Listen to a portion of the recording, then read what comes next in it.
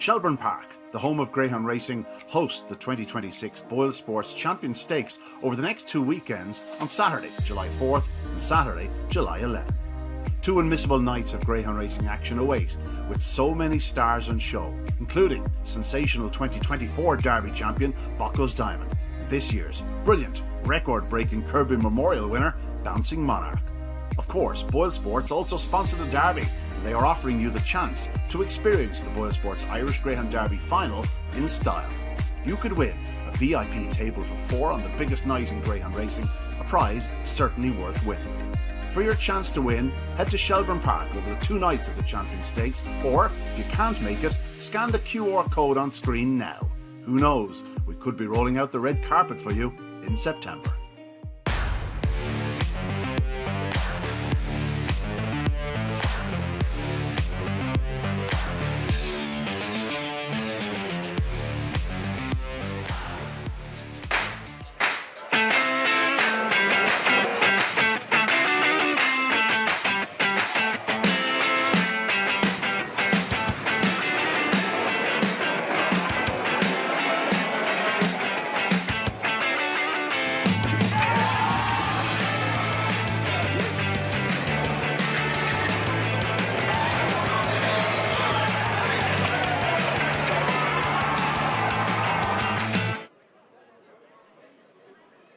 Yes, Shelbourne Park looking splendid. Welcome indeed to the home of Greyhound racing and to Talking Dogs Live. We are so back, baby. We're looking forward to the final of the Donal Beatty Memorial, Cuchulainn. But to give you a run through of all that's happening here tonight on Talking Dogs TV, let's join my pal, Barry Caul.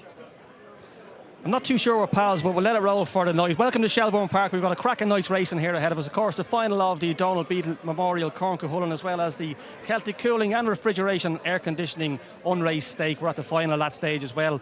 Cracking night's racing, plenty of prize money on offer here. Our next race, our first live race here on the show, is over 350 yards. It's a cracking contest. Some real good sprinters in here. The other area is just your favourite. I know the John Mitchell and Jennifer O'Donnell think an awful lot of this fella. He ran well in the Bart Leahy Memorial down in Cork, running against the likes of Lenny's Tank, who went so well in the English Derby. But just to let you know the quality of this contest in here, Trap 4, Sangya Oncora, was a sprinter of the year last year. He looks like he's an attractive price in here. And Trap 6, Ballymacriddick, has been flying around Dundalk in recent weeks.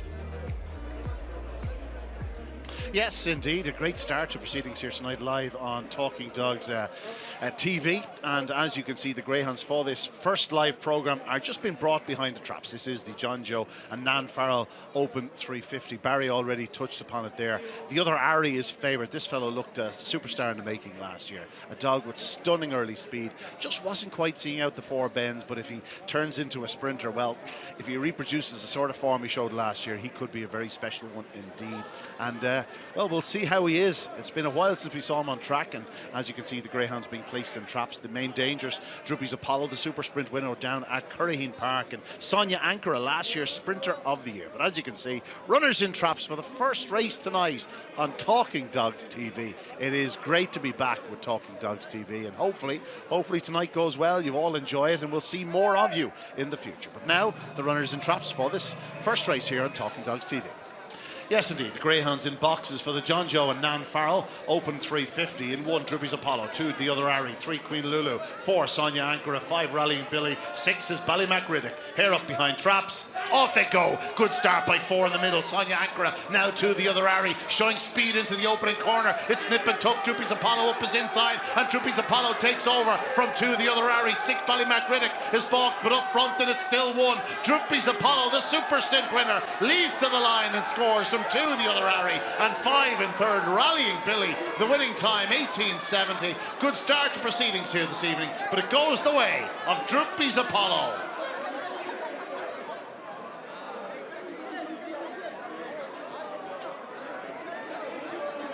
Yeah, no room for error in a sprint contest, and as you can see, it was pretty tight from the start. 4th, Sonia Ankara came away well too, so the other Ari was also up well, but he seemed to edge off slightly, lost a little bit of momentum into the corner, and 1, Droopy's Apollo, squeezed up the inside. And well, this fellow is a classy sprinter. We haven't seen much of him in Dublin, but when we have, he's run well, and on this occasion made the most of the inside line. Goes on to beat the other Ari with Rallying Billy back in third. As I've said, 18:70. These dogs can certainly go faster than that, but a cracking start to proceedings here tonight on Talking Dogs TV. as you can see, once again, big crowd here this evening. But the feature race we are bringing you tonight is the final of the Donal Beatty Memorial Cuchulainn, a competition that certainly has a special place in my heart. It's the Stayers Classic. They need to have the pace and strength to run very well over 4 bends, but stamina very much coming to the fore for these greyhounds. And we've got a really, really talented lineup. We're going to take a look through some of the finalists. Indeed, we're going to start off with Prices on Ice, a really strong running lady for Paul Hennessy. 1 of 2 for Paul. He's won this in the past with Priceless Jet, owned by Brian and Kathleen Murphy, as is Prices on Ice. An outsider, but should be finishing like a train. Into the worthy favourite, Lenny's Desire, and he is favoured to give Paul Hennessy a 3rd classic success in 3 weeks. He won the English Derby with Lenny's Eddie only 3 weeks ago, and a couple of weeks ago won the Oaks here with Lenny's Ash. Well, Lenny's Desire is an absolute class act over 4 and 6 bends and a worthy favourite. Sing Along Polly races from 3, 1 of 2 runners for Pat Buckley, who himself has tasted plenty of success in the Cuchulainn in the past. Most impressive in her semi-final at 41.20, much like many of her rivals, great 4-bend speed. High View or Highway Air is lightly raced, this lady, but she has looked a real stayer in the making. Perhaps will stay even further in time. A rank outsider, but you never know. She could certainly outrun her odds.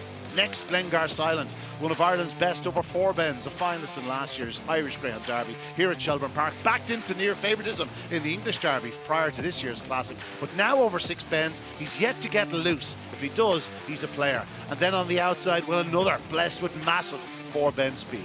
Ballymac Chantry for the all-conquering Liam Dowling. I think this lady has a massive chance, especially if she finds her trapping boots. The stamina, not an issue for this lady, a real class act. It's a wonderful final for the final of the Donal Beatty Memorial. Cuchulainn, a great competition, obviously named after a legend of Irish folklore, but also run in honour of a real doggy man, Donal Beatty. And our thoughts and prayers are with his family. He's passed away a few years now, but fondly remembered by all of us in greyhound racing. And cracking finals to look forward to later on. Over €10,000 on offer to the winner of the Cuchulainn, and we look forward to it, well, greatly. A great night's racing, as I've said, here tonight at Shelbourne Park, and soon we'll be welcoming the runners onto the parade area for the presentation for that 3rd race, the sprint. Let's join Barry. Yes, Ian, thanks a million. I'm joined here by Kaci Rock, who's going to be our roving reporter here for the evening. Kaci, you're going to be busy. We're delighted to have you on the show. So for people who don't know you, you're an 8-time Irish boxing champion. Of course, your dad is Jim Rock, so it was pretty easy for you to get into this sport, I think. Yeah, definitely. It's in my blood. I've been doing it since I'm so young, but I'm loving it. I'm loving it every step of the way, and it's just getting better and better as the years go by. Good stuff. As you say, it's getting better and better. You qualified for the Commonwealth Games. They start in about 5 or 6 weeks' time in Glasgow. Yeah, 4 weeks' time we're going to Glasgow, so it's flying in so far, but the training's hard, but we're really looking forward to it. The Olympics is the big one for you. You were narrowly missed out in the split decision the last time, but hopefully after the Commonwealth Games, that'll be the next step. Yeah, fingers crossed. Olympic qualifiers start early next year, so just keep going, keep the momentum going, and hopefully, fingers crossed, 2028 will be my year. And women's boxing, we were talking earlier on, the last 20 years, it's really taken off. The likes of Katie Taylor and Clarissa Shields even, they've really brought the sport to another level, and you can make a living out of it now, whereas a couple of years ago it didn't look like that was possible. Yeah, definitely. There's so many opportunities for women now, and it's great to have role models in the women now, because I know when I started off, there was no opportunities for women, but then Katie got to go to the Olympics, and now whatever weight division you're in, you've got a female to look up to, whether it's lightweight, heavyweight, they're all there, and it's amazing. Good stuff. You've been a visitor to us here at Shelbourne Park before in a social capacity, but recently you took a spin down to one of our care centres in Kildare. How did that go? Well, funnily enough, we're going to have a little look at that now. Oh, Jesus. What got you interested in coming to see the greyhounds? I was at Shelbourne Park a couple of weeks ago, so yeah. I've been loads of times. We used to go virtually every Saturday with my family, but so I was there for the Derby final, and I met some people from the IRGT. They were telling me about all your work and what you do. Yeah. So I thought I'd come down and visit them for myself. Yeah, they'll love it anyway. Last week, I headed down to the IRGT Leinster Visitor Centre, where I met Tom and all his gorgeous retired greyhounds. I never realised how affectionate greyhounds actually are. Some of them were quite shy at first, but once they got a rub behind the ears, they were full of life. It was clear to see they loved Tom, and their tails were wagging as soon as they heard his voice. The visitor centre has such amazing facilities for the dogs. They enjoy a walk every morning and have the freedom of letting loose in the field to burn off some extra energy. What shocked me the most was how lazy they are. Despite being champion athletes in the past, they really just love a lie down and to have a cuddle. Each dog has their own personality, and it's larger than life. Tom knows the dogs inside out. He could tell you which dog would be most suitable for your household, and he has a profile written on each dog for you to read online and in the centre, giving you a synopsis of the greyhound before you meet them. If you are in the position to adopt a dog in 2026, why not consider adopting a greyhound? You can visit the IRGT website at irgt.ie to find out more information.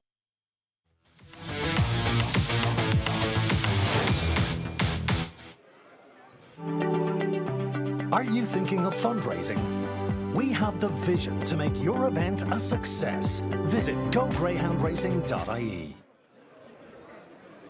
Yeah, great to hear the thoughts there of Kaci, obviously going down and joining one of our care centres. Great work going on down there, and great work going on here at Shelbourne Park.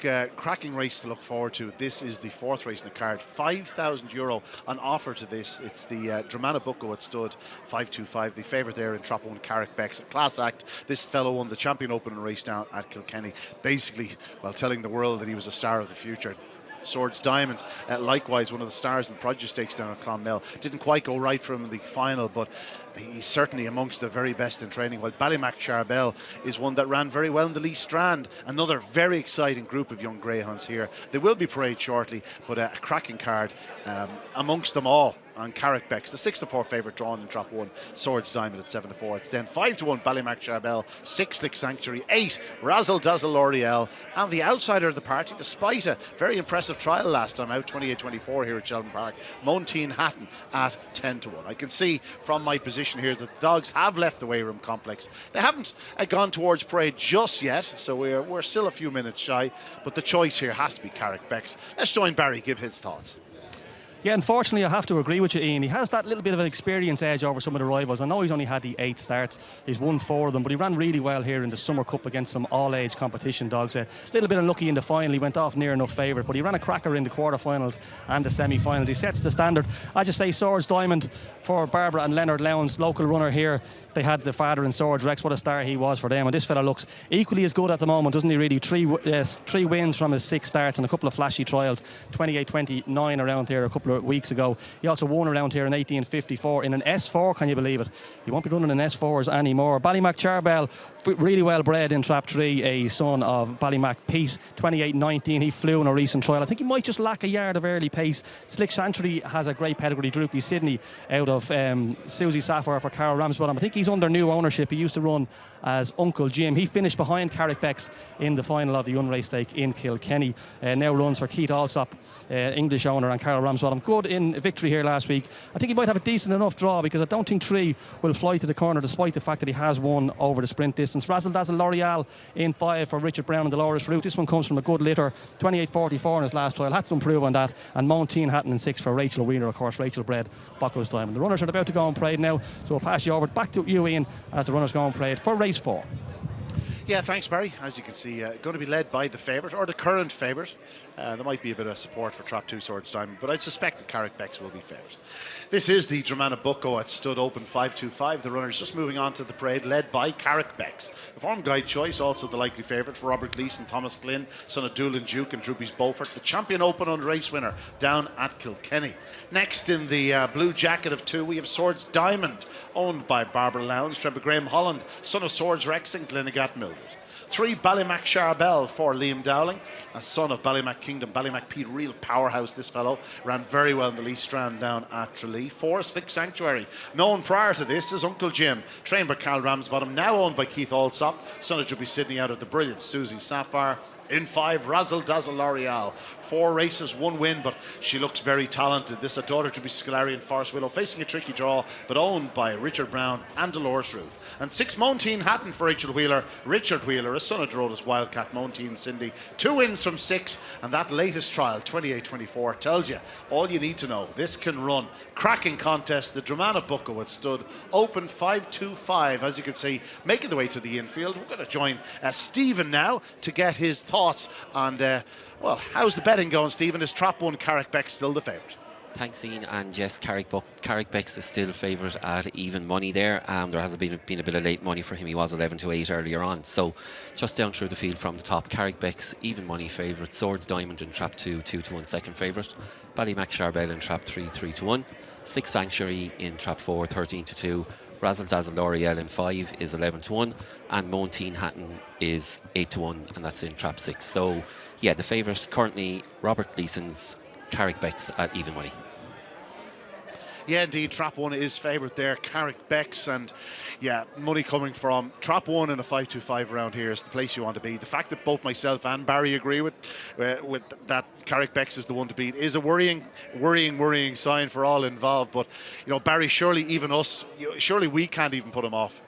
Yeah, broken clock is right twice a day and all that sort of stuff. Look, he's short enough there. Stephen gave us a shout there, even money. Short enough at even money, Ian. You know yourself, he has to do a 2:08, 2:10 sectional to get to the front here, because if he doesn't get to the front, there's some really classy performers in here. That Stick Sanctuary was good last time when he won. He's a fierce, well-bred son of Droopy Sydney.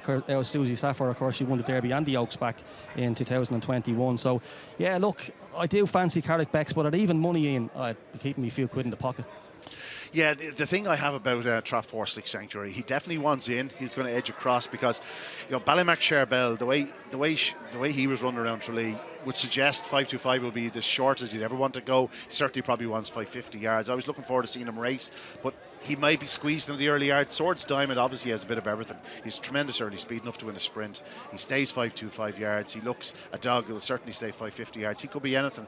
And a flying start, let's say he does his 202, 204 and gets first run at Carrick Becks, all of a sudden it's race on. On the outside, we don't know an awful lot about Montine Hatton, but the trial is very good. And Razzle Dazzle L'Oreal, she's very lightly raced herself, but she has shown plenty of promise both here at Shelbourne Park and indeed showed a glimpse of promise down in Curraheen Park as well. Cracking contest, and you know, many of these will be in action in the upcoming time Juvenile Derby. We'll look forward to seeing them. And of course, a new schedule now, Barry, with the Juvenile Derby starting just a little bit later than expected. It's going to be starting on a Tuesday, just given the fact that we lost out last night on racing due to the high weather, or high temperature, should I say. High temperatures, yeah, so a little bit of a rejig. So the first round will be Tuesday the 7th, and then the second round will be the following Saturday, and then it'll be every Saturday from then on in. But look, needs must, it was just down to the weather, wasn't it, the heat. We had cancelled a couple of fixtures this week, and look at the safety and the welfare of the Greyhounds is paramount. And look, we all know how hot it was. Everybody trying to sleep the last couple of days, it was difficult. So,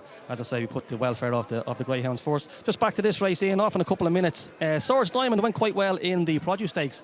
Actually should have won it. He was a little bit unlucky. Went to the final, as favourite, and he was badly balked at the opening bend. Well bred by Swords Rexel, Glengat, Mildred. They are a decent litter. But gonna just stick with Carrick Becks. He's short enough in one, as we're about to load in. Yeah, thanks, Bart. 100% with everything you said there. Wouldn't be surprised if any of these turned into be something special in the future.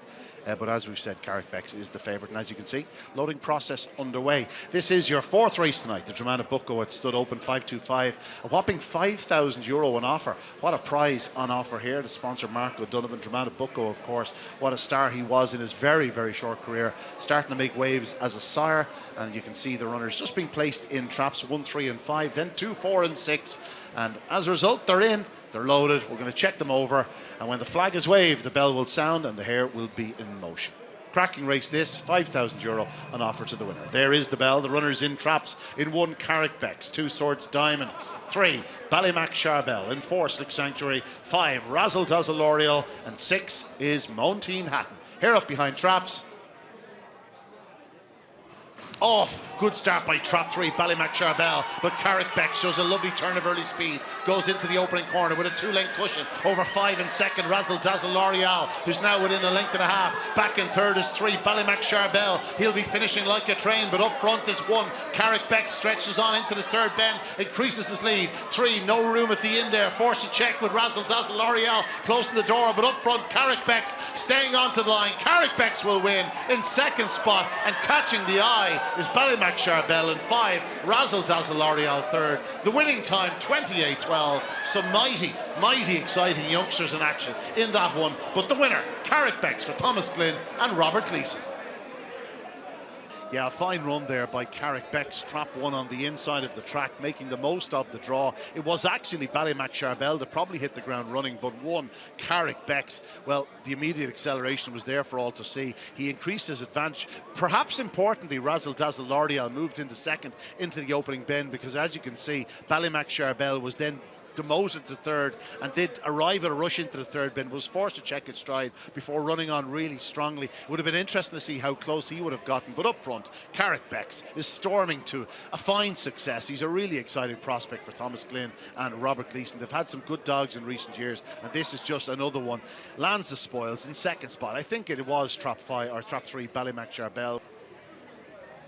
There you see the result. Carrick Becks at even money landing the spoils. Second was indeed trap 3 Ballymac Charbel, who certainly caught the eye. And Razzle Dazzle L'Oreal, she ran a fine race back in third for Dolores Ruth and Richard Brown. The winning time 28-12. 3 exciting prospects. Let's take one more look at them in action. As we said, the eye is immediately drawn to the inside of the track with 3 Ballymac Charbel coming away well, but Carrick Becks had the immediate acceleration. Razzle Dazzle L'Oreal showed fine early speed to go up on the outside to go into second spot. Actually did well to even close the gap to the second bend, but from here to the third bend, it was all about Carrick Becks. He showed great dash into that third bend, increases his advantage to about 3 lengths. Razzle Dazzle L'Oreal runs a fine third bend, cutting off Ballymac Charbel, and to the line, Carrick Becks.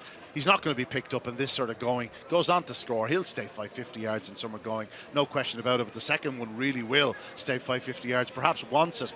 2 exciting prospects, first and second. And a good bitch back in third. Razzle Dazzle L'Oreal. Again, 28-12.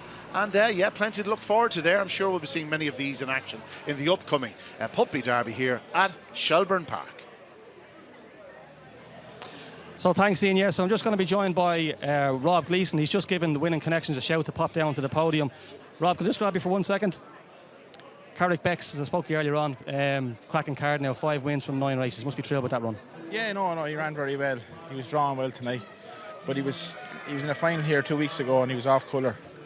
But all the dogs just got a sickness. But no, we're happy with that now, so that should gear him up for the Puppy Derby. He ran really well in that Summer Cup against sort of all-age dogs, and he used his experience there tonight. He was in against a few puppies, but his quarter-final run and the semi-final run in the Summer Cup were sensational, weren't they? The more, yeah, and he's the type of dog you have to keep him going week to week. You know what I mean? He's a little bit buzzy, so I think the more consistent racing he gets week in, week out, I'm not saying the better he get. If he keeps doing what he's doing, he'll be fine. But I'd be surprised if he couldn't knock a length or 2 off it. So you're saying the more racing he gets, the better he could become, but maybe this Tuesday, Saturday thing could suit him when the Puppy Derby starting on July 7th? Oh, that wouldn't hinder him at all. No, that'd be perfect. Good stuff. Listen, well done tonight, Rob. Thanks for your time. Yeah, fine success there by Carrick Becks. But now let's get a look in behind the scenes. You met Kaci Rock earlier on. Well, we've made sure she's busy here this evening. She caught up, well, some action behind the scenes. Here she is, down at the restaurant.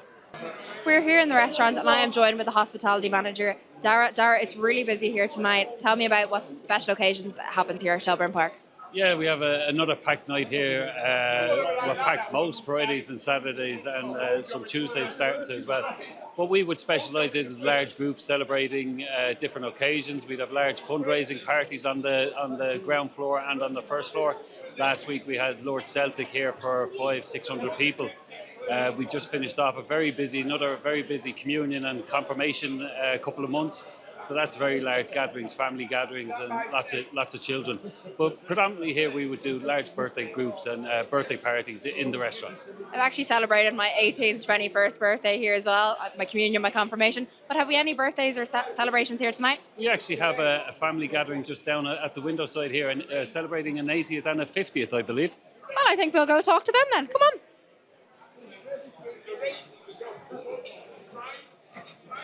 Happy birthday! We are here celebrating an 80th and a 50th birthday. Is it tonight? Father and son? 80. 80th? No, it's your 50th birthday. No, 80th. Tell me why you chose Shelbourne Park tonight to celebrate your night. Well, I have been coming to the dogs since I was 17 or 18, and I have been around all the country, Thurles, Limerick, Harold's Cross and Shelbourne. So I thought for my birthday it'd be lovely to come back to the dogs, especially Shelbourne Park, I lived in Harold's Cross for many years, so it was very handy for us.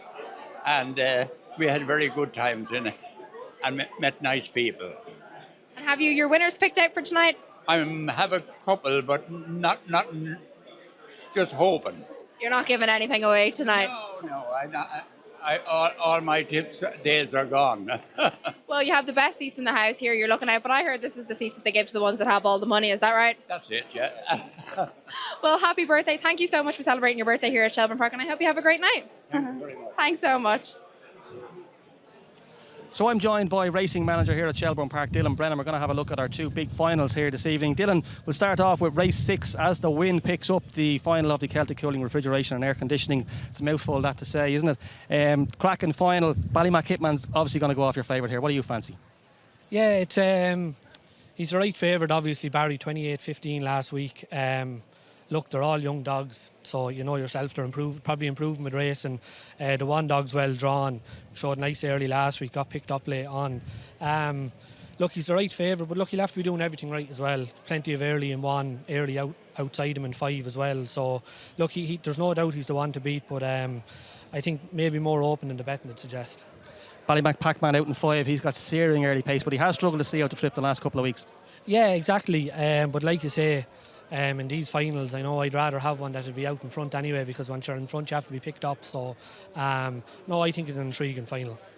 On to the final of the Donal Beatty Memorial Open 750. This is a cracking final. Obviously Lenny's Desire is going to go off the favourite. I think he's a shade of odds on at the moment, and he's been in sensational form the last 2 weeks. Yeah, exactly, like his kennel. They can do no wrong at the minute. Again, it's kind of similar to the unraced. He's the one they all have to beat. If he does everything right, it's hard to see him being beat. But again, in my opinion, I think it'll tell you how good the dog is that he's going off. He's probably a shade of odds on, I'd imagine. I think it's as good a Cuchulainn final as I can remember. The calibre of dogs in it, like Glengar Silent was third in the Derby last year. So again, he's the one to beat, but he's going to have to do everything right as well. There's plenty of pace around him, and it can be tricky in the 750. If you miss it, that short run to the bend, you could easily get shuffled back, and if that's the case, it's up for grabs. But no, look, again, the one to beat, but look, Sing Along Polly did 13.63, the same as him last week. So like, he's going to have to be really on it from early. Plenty of strong stairs, prices on ice. Ballymac, Chantry, Highview Air will all be rattling home. So again, an intriguing final, really looking forward to it. Good man, Dylan. Thanks a million. Thanks for your time. Thanks, Barry. Yeah, Dylan knows his onions, no question about it, and you'd have to respect everything that he said there, a lot of which you'd have to agree with. Meanwhile, the runners for this next race here tonight at Shelbourne Park just getting ready to parade.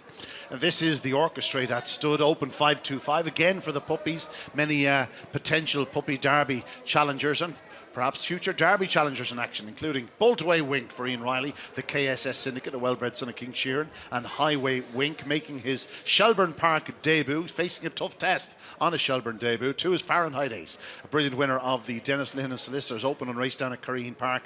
Out of luck last time here at Shelbourne, but, well, certainly should come on for that run. 3, Carrick Yorkie, an exciting prospect for David Murray, and Thomas Glynn, who, of course, won our last race with Carrick Becks, as a son of Signed Ace, and Ballymac Orna. He's won 2 of his 6, including an impressive win here on May 22nd. 4, Ballymac Chef. We just saw his brother, Ballymac Charbel, running a big race in defeat last time out. This is a powerful son of Ballymac Kingdom, and Ballymac Pete for Liam Dowling. 5, Outlaw Oscar. Jack Kennelly for the All About Oscar Syndicate, son of Good Cody, and Good Arminta. 2 wins from 5, but a tricky draw. And out in 6, Croydon Webb, member of a fast litter, a daughter of Sober Glory, and Assarula runner for Pat Barrett and Michael Clark. 1 win from 3, facing a tough Shelbourne Park debut. Cracking contest, the orchestra that stood open 5-2-5, and we are now.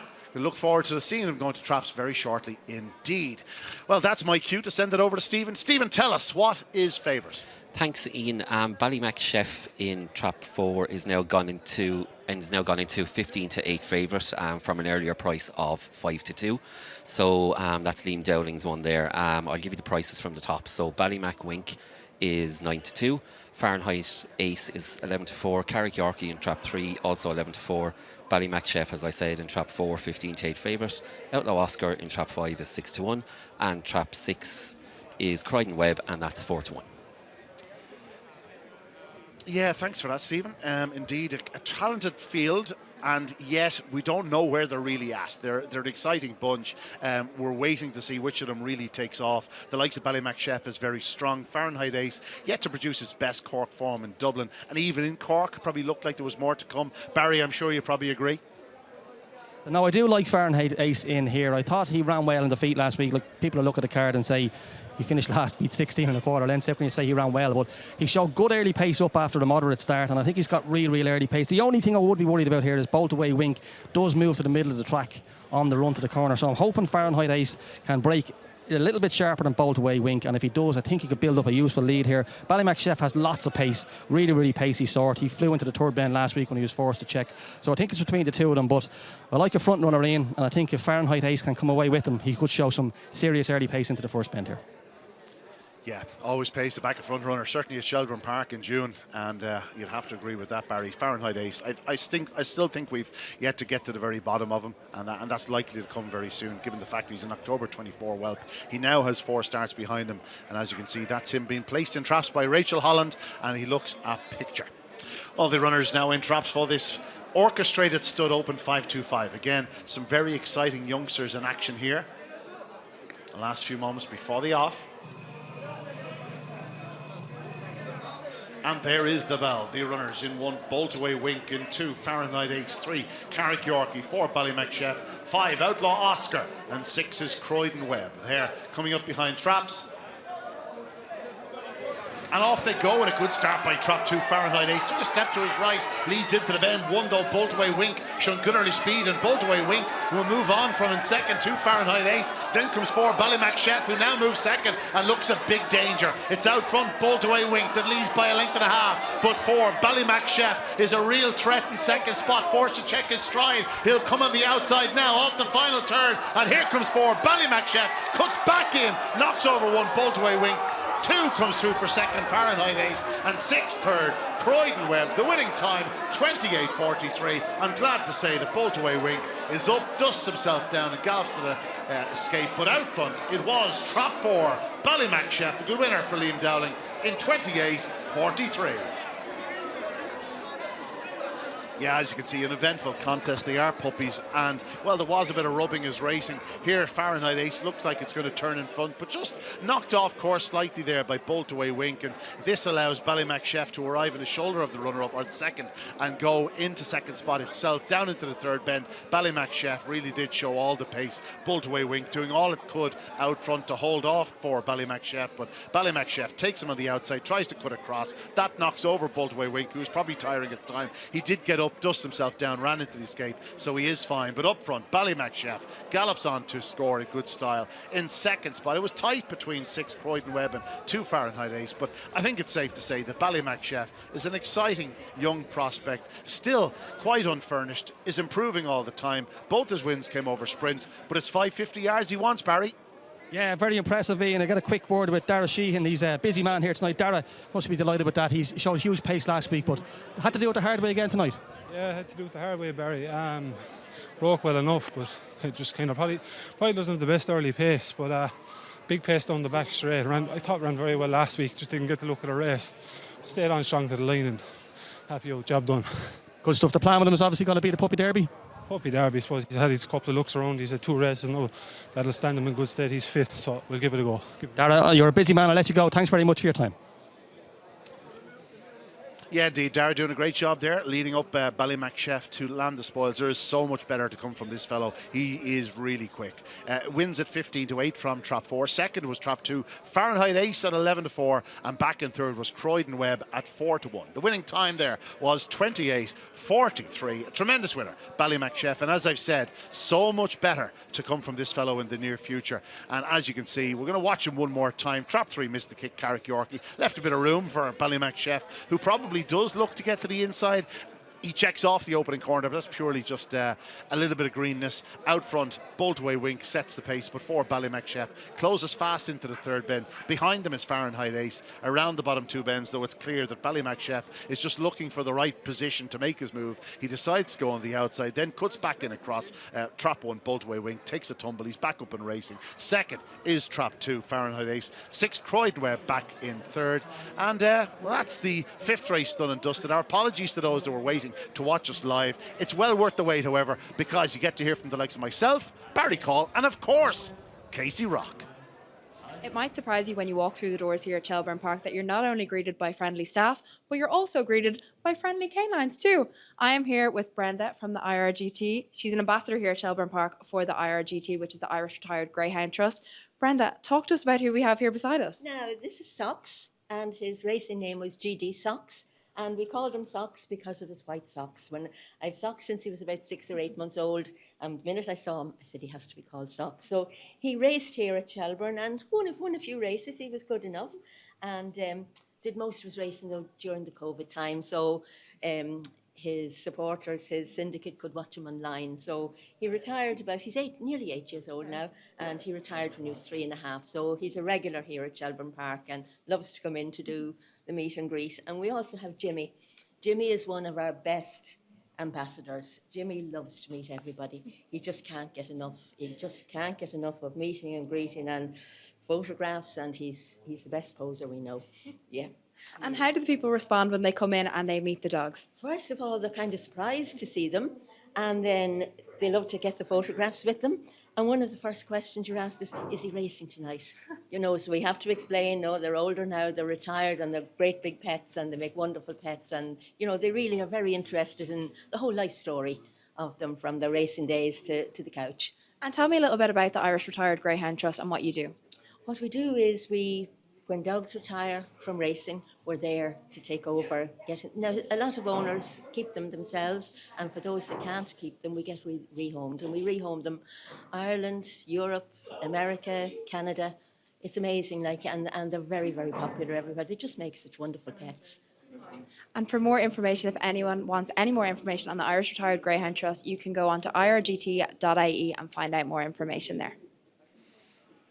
Yeah, great stuff there from Kaci, and of course Brenda Powderly, who is one of the unheralded stars of the Irish Greyhound game. You saw Socks lying down. Well, Jimmy was known as Glenn Firkle when he raced here at Shelbourne Park. A great pal of mine. Every night I go to the lift, Jimmy makes a beeline for me. I think I gave him a treat once, and here we are. He loves me till the day I die or the day he dies. Anyway, we have another story for you now, because Aisling Downey recently adopted a greyhound called Zurich, and I'm sure she's probably going to tell us that he's a lazy fecker that loves it on the couch.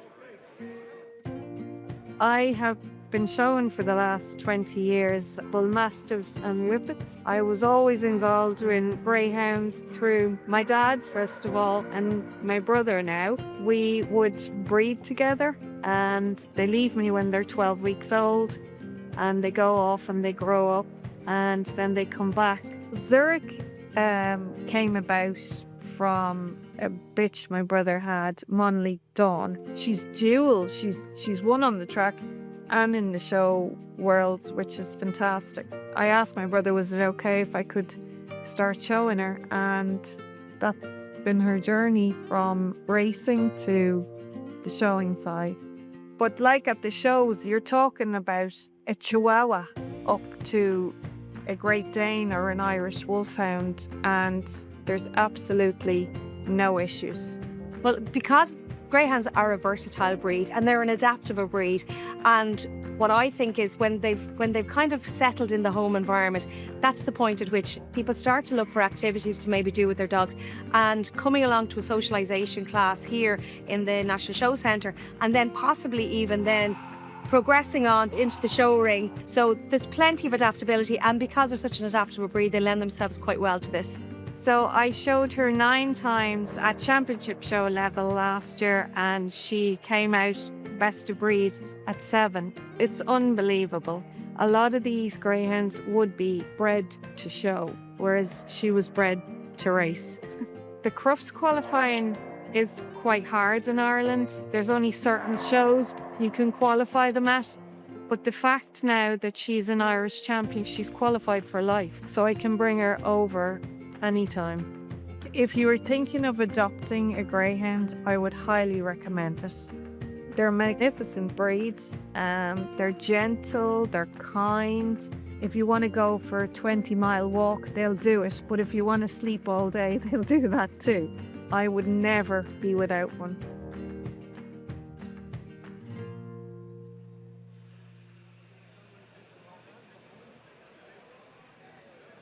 Yeah, indeed, a stunner. is Zurich. Monlieg Zurich, she raced as a very, very talented tracker, but absolute picture. A credit to Aisling and a great story. We look forward now to seeing some more brilliant youngsters in action, because the next race is our second feature race, shall we say. It's the Celtic Cooling Refrigeration Air Conditioning Open Unraced, and some of these are destined for good things, including the Liam Dowling trained Ballymac Hitman. Liam has just had a winner with Ballymac Ballymac Sherbal in the last race, or Ballymac Chef should I say, but Ballymac Hitman, 8-11 favourite here. He qualified in 28-21, a winner in 28-15 last week. He repeats that sort of form, he'll be very hard to beat. But Litter Brother in Trap 1, Another Cup of Tea, showed tremendous pace in defeat behind Ballymac Hitman last time, has a very kind draw. And Ballymac Pac-Man, you may see a bit of a trend here. The Ballymac team are producing some stars at present. Ballymac Pac-Man, 6-1, stunning early speed, not the stoutest of stairs, and completing the lineup we have Droopy's Teaser, Freeway Bruce, and Razzle Dazzle Thelma. I think Barry will agree with me that these are some very talented trackers, Barry, and while Ballymac Hitman is pretty short, I think there is a touch of vulnerability there, probably not blessed with stunning early speed, whereas a couple of his rivals are.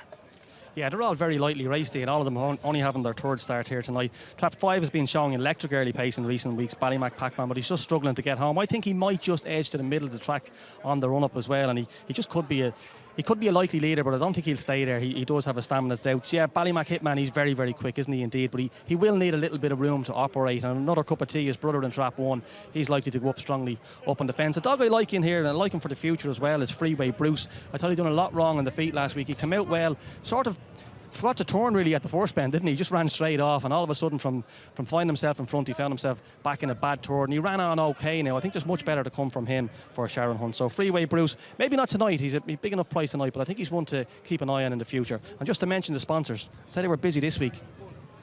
I'll tell you one thing, Barry, that is a call. They were busy. You can tell from my face, I wish I had a bit more air conditioning. Listen, it's a cracking contest. Ballymac Hitman, 8-11. Does it float your boat? Oh, not at that price, Ian. Absolutely not at that price. 8-11 is very, very short. Again, he has to do everything right. He has to do a 2:10 or better. There is early pace in it. As I say, Ballymac Pac-Man can go up quite well, as too can his little brother in 1, Another Cup of Tea, a little brother of Trap 3. So 8-11 is very, very skinny for me for Pup having a second race. But look, Liam Dowling had a good winner of the last race, well-backed favourite, and this fella's going to be well-backed again. But yeah, if he does things right, he's going to be hard to beat. But 8-11, it's pretty short, isn't it? It is pretty short. Stephen, is there any more movement in the betting? Another Cup of Tea sort of interests me at the inside, about 5-2. How is it priced now? Yeah, so Another Cup of Tea is 5-2, Ian, that's correct, but the favourite still is Ballymac Hitman at 8-11. So I'll just go through them for the top for you. So Another Cup of Tea in Trap 1 he's actually now just gone to 3-1. So Droopy's Teaser in Trap 2 is 14-1. Ballymac Hitman is now gone a heavy 1-3 odds-on favourite. Freeway Bruce in Trap 4 is 12-1. Ballymac Pac-Man in Trap 5 is 6-1, and Razzle Dazzle Thelma in Trap 6 is 15-2. So the big odds-on favourite in Trap 3 is Ballymac Hitman. Can he hit the line at the finish? I'll tell you something. At 1-3, you may keep your money in your pocket. Myself and Barry were disputing whether he was an 8-11 chance. Well, he's certainly not a 1-3 chance. He's very, very talented, no question about it. But he's taking on dogs that are open to so much improvement. It'd be no surprise if any of these improved 5-6 lengths on what they've previously shown, just given their level of inexperience. And at 1-3, I can safely say there's value elsewhere. I'll take a little chance with Another Cup of Tea on the inside. I'm a big tea drinker. I don't drink that coffee. My body's a temple, as you can probably tell. So Another Cup of Tea for me on the inside, owned and trained by, should I say, by Alan Byrne and Rebecca Porter. And they are living the dream with this fellow. They paid a few quid for him, and they think the world of him. And I think he'll go very, very close to beating his litter brother Ballymac Hitman in Trap 3. As you can see, the Greyhound's been brought forward now for the final of the Celtic Cooling Refrigeration Air Conditioning Open and Race, and the parade is imminent, so let's join them down there. Leading the way on parade for this Celtic Cooling Refrigeration Air Conditioning Open Unraced 525 is Another Cup of Tea, led up by Rebecca Porter, who believes this fellow is a future star. Owned by Rebecca and Wayne Greenaway, trained by Alan Byrne, a son of McInerney and Ballymac Ariel. Certainly bred in the purple. 2, Droopy's Teaser, another well-bred type, trained by Pat Buckley for James Corden, a strong running daughter of Dramana Bucco and Droopy's Thelma. In 3, the hot favourite, 1-3 on the industry show. That's That's very short indeed. Ballymac Hitman for Liam Dowling, a son of McInerney, Ballymac area, little brother to Trap 1, another cup of tea.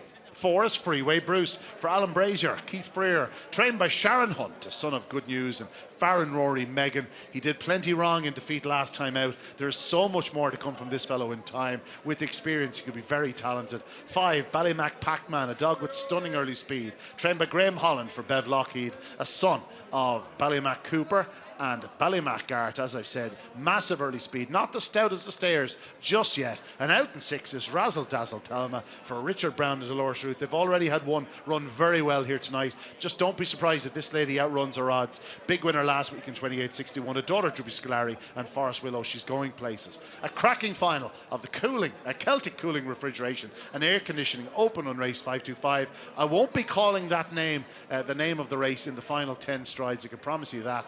What will I be calling in the final 10 strides? Well, I don't know, but it's a cracking final. They will be going to traps very shortly indeed. And we're just going to check on the betting. Any updates, Stephen? Still hot favourite Ian in Trap 3 with Ballymac Hitman at 1-3, and another cup of tea still second favourite at 3-1. Then it's 14-1 for Trap 2, 12-1 for Trap 4, 6-1 for Trap 5, and Razzle Dazzle Thelma in Trap 6 at 15-2.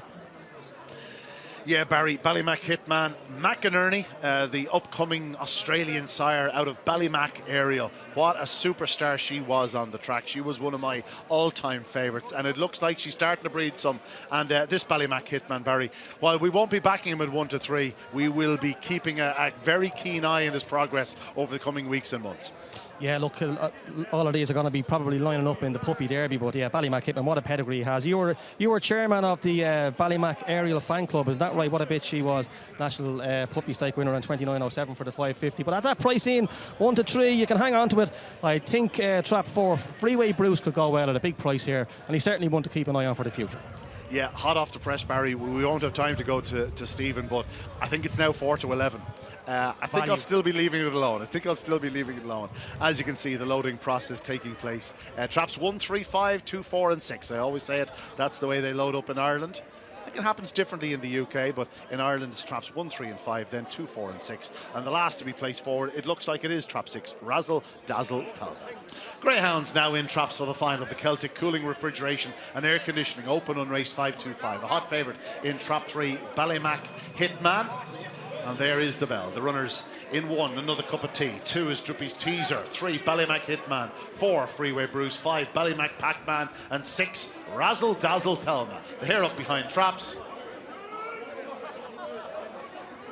Off and racing, good start by Trap 2, Drippy's Teaser. Now 1, another cup of tea, goes up fastest, leads into the bend. From in second, 5, Ballymac Pac-Man. Back in third, you have 2, Drippy's Teaser, but up front, and Pac-Man goes on, leads by 4, 2 in second, 1, another cup of tea, a long gap back to the rest. Headed by 2, Drippy's Teaser, but it's all about the front 2. Pac-Man, can he hold on tonight? 1 in second, another cup of tea, having been forced to check off the second bend. Can he get there? It doesn't look like it. Ballymac Pac-Man shows that early speed counts. Second is 1, another cup of tea. Tied for third. The winning time 28.68. That was about what happened to get in front off the second bend. And on this occasion, it was Ballymac Pac-Man. Congratulations to Graham Holland and Bev Lockheed.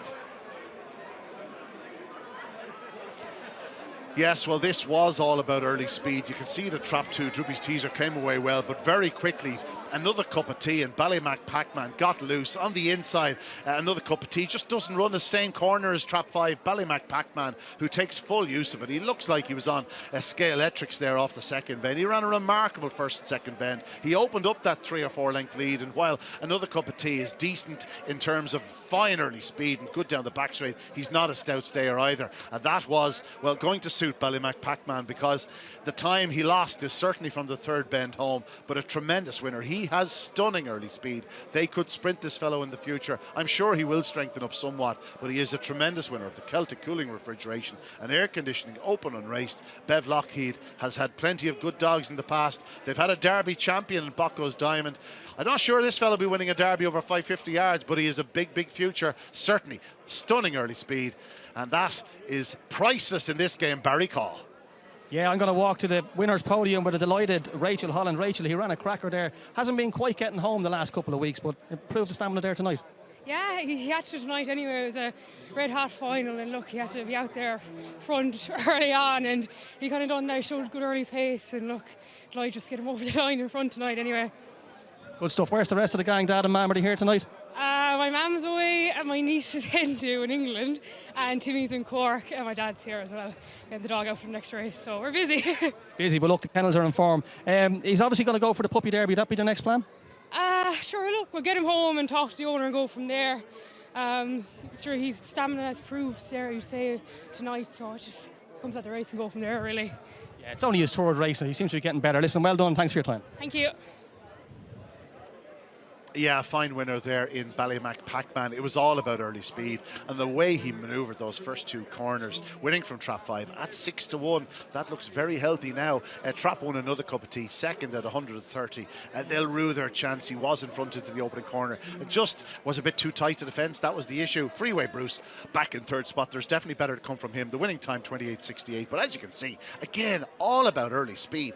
Trap won another cup of tea, came away racing. But just look at the corner that Ballymac Pac-Man runs. He runs around trap 1 like he is on rails, and he goes quickly 3-4 lengths clear down the back straight, does 15.98 to the third bend. When you consider he didn't even lead into the opening corner, that really is racing. Nothing else in behind can land a blow. Trap 2 is third, Druppies Teaser for much of the way. Freeway Bruce storms home. He's a dog with a future, but out front, Ballymac Pac-Man, tremendous winner. Now, from the speed merchants to the stamina merchants, let's take a first look at, well, the upcoming Corn Cuchulainn. We're going to take in the opening round in some style. There are races that test speed, races that test courage, and then there is the Donal Beatty Memorial Corn Cuchulainn. For generations, it has been one of the great competitions on the Irish calendar, the Stayers Classic. Run over a searching 750 yards, almost half a mile. It demands plenty, early pace, perfect balance, and above all else, the ability to maintain a relentless gallop over 6 unforgiving bends. There's simply nowhere to hide. The opening round brought together 18 hopefuls.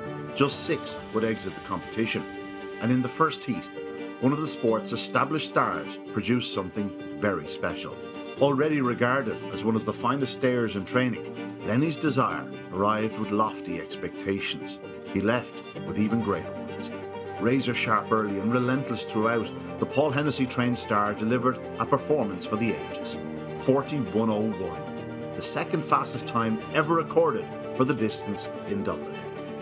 Not merely a victory, a statement, and perhaps a warning to his rivals. The second heat went to a new name in the staying ranks. Derby finalist Glengar Silent, tackling the distance for the first time. There is no doubting his pace, but what of his stamina? Moving with fluency and confidence, he stalked the pace before making a decisive move at the 5th bend. A clear and commanding winner in 41.44, new to 6 bends, but his class unmistakable. The final heat belonged to one of Ireland's most talented females, Ballymac Shantry. Not for the first time, she made excellence appear effortless. Cruising into contention before halfway, she swept past the leaders to secure victory with authority. 41.59 on the clock. Not the fastest, but every bit as impressive to the eye. The sort of performance that hints at better to come. One round complete. 3 exceptional winners occupying prominent positions in the market. Yet amongst them all, Lenny's Desire stands tallest. The benchmark, the one they all have to beat. Only 6 greyhounds left the competition on the opening night, but already a familiar pattern is beginning to emerge. The cream is rising to the top, and in a competition named after one of the great legends of Irish folklore, the battle to become the next Corn Cuchulainn champion is only beginning. Yes, indeed. Well, we're speaking about a future champion in the Corn Cuchulainn. There you see a current champion, a really bright prospect, Ballymac Pac-Man. Some smiling faces, Lewis Byrne there presenting the trophy to Rachel Holland. No sign of Bev Lockheed. She's not here this evening, probably sunning herself.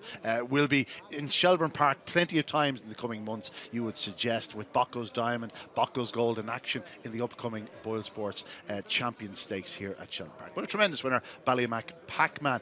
And they were holding some silverware. Do you know where else we have silverware here at Shelbourne Park? Down in the museum. And who knows more about silverware? 8-time Irish boxing champion, Kaci Rock.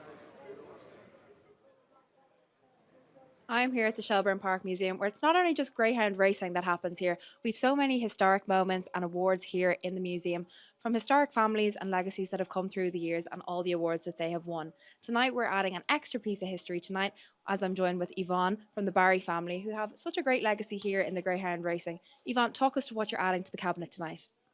Well, originally when the museum opened, my family done it. It's the 1956 Easter Cup trophy. And believe it or not, how many years later? 50, 70? 70 years later, I get an award from the Greyhound Board for my services to the industry. And as I'm single, and I thought, just rather than, God forbid, when my time ends, rather than it go into skip, that I would donate it here, so it'll be here forever. And how special is it to add a piece to the amazing museum that we have here at Shelbourne Park? It is. Like when you look at the cups like that my uncle won, like he won everything, bar the Derby now. He ran up the Derby.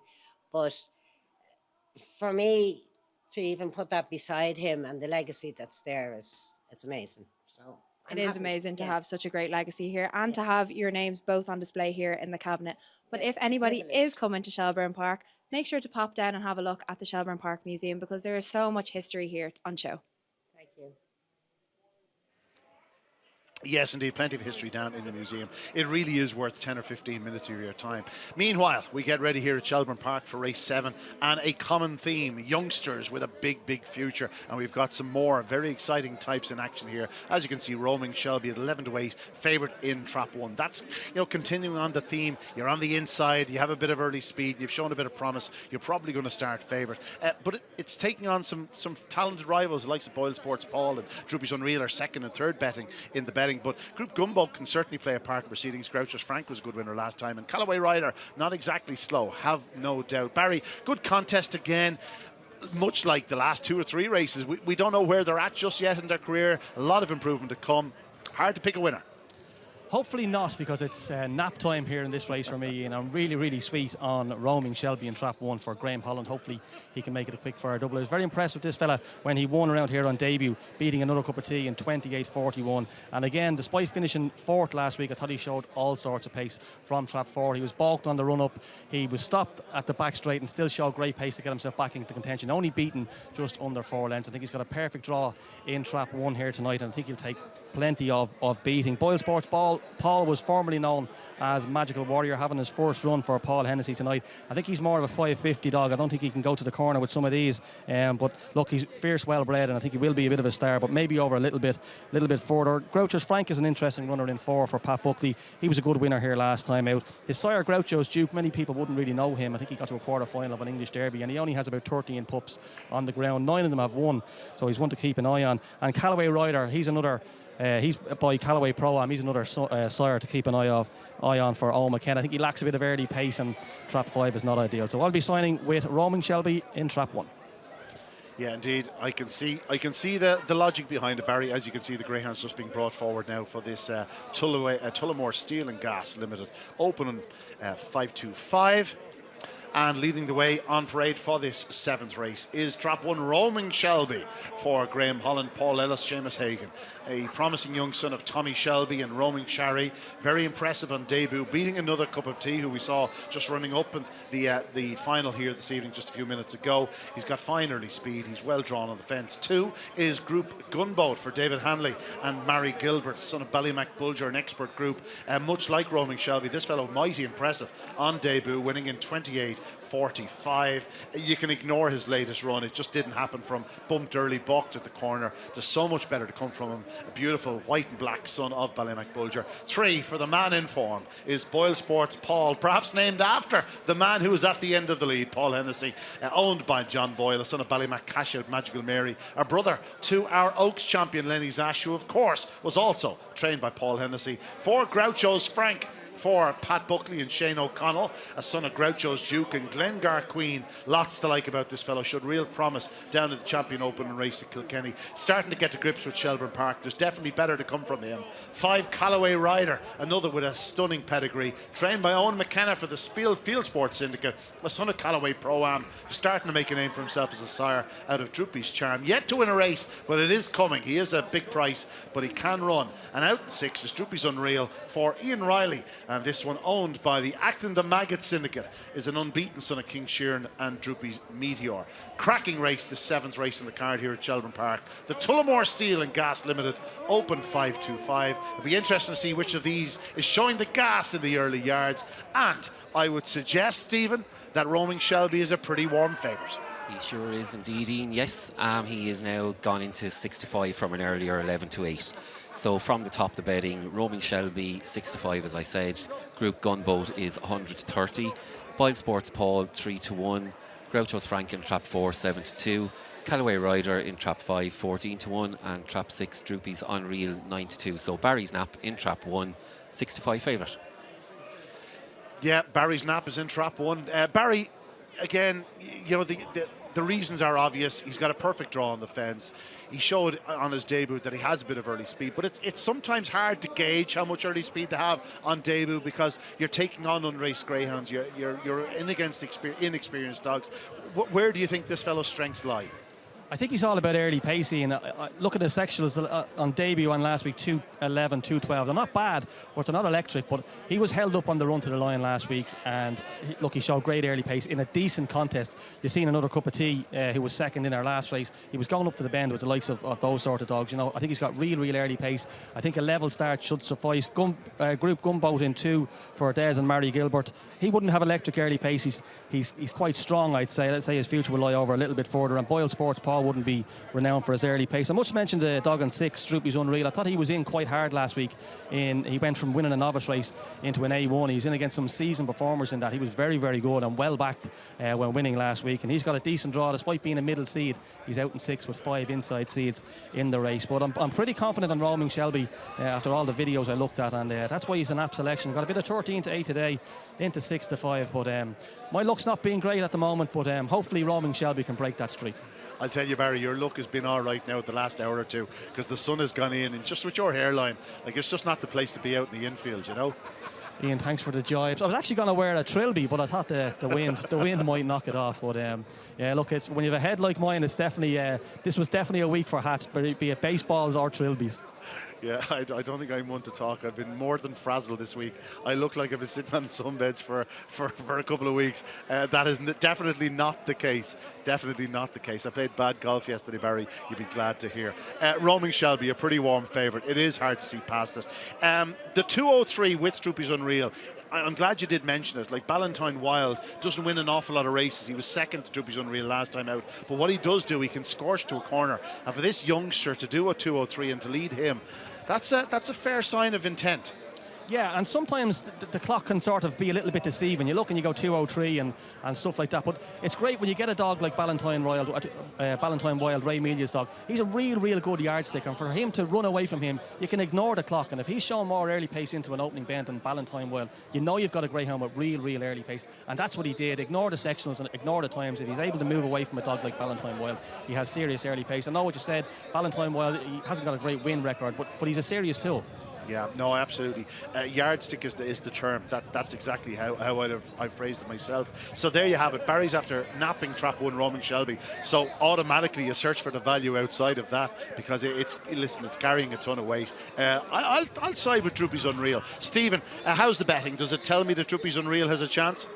It definitely does, Ian. Yet, but Roaming Shelby has now gone into 11 to 10 favourite. So maybe it's Barry's talk with the late money coming there as well. So yeah. He's 11 to 10, strong favourite. Well, all I can tell is anybody watching here that has backed this in the strength of Barry's tipping, well, shame on you, shame on you.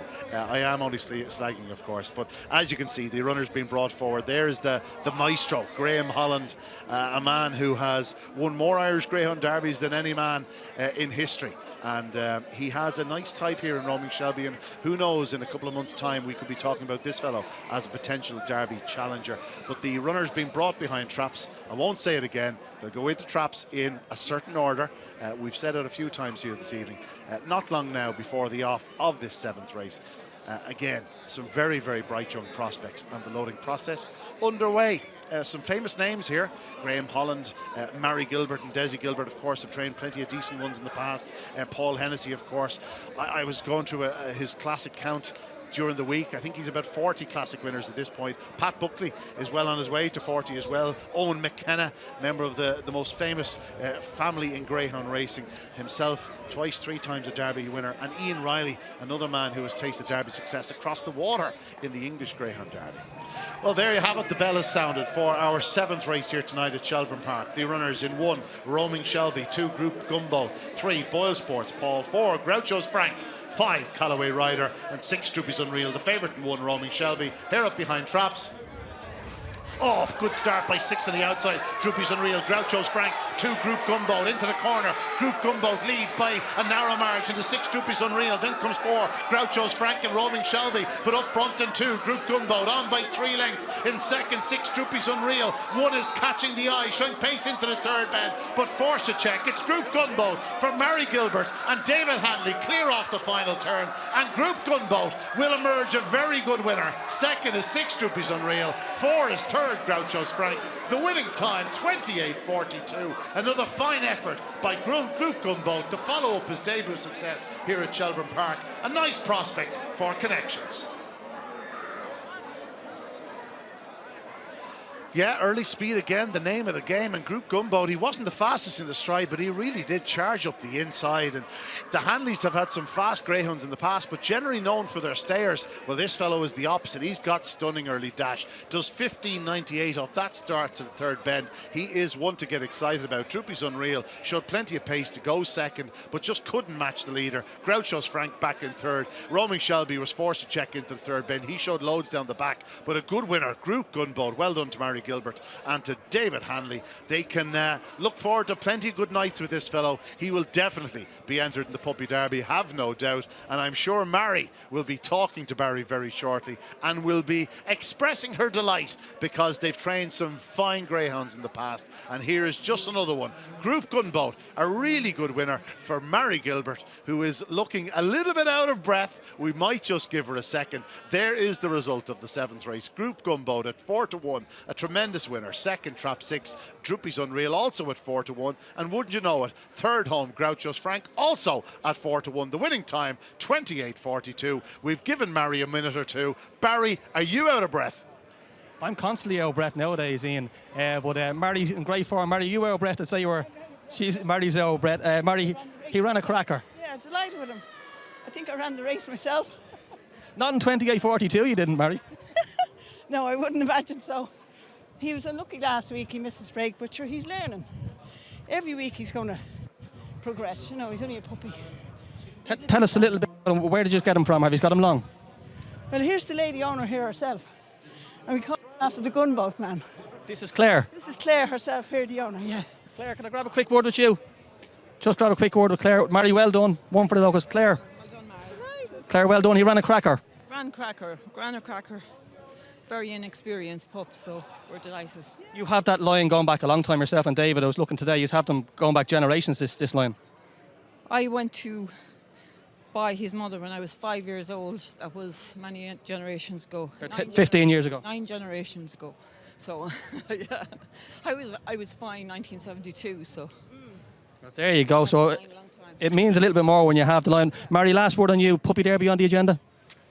Well, you never know. Claire's in charge now. She's... Well, sure, we have to go for his age group, you know, so we thought he was a good little pup now, I'll have to say, but missed his break last week, so it's all back together again. I'll make the decision for you, ladies. We're going for the Puppy Derby. Back to you, Ian.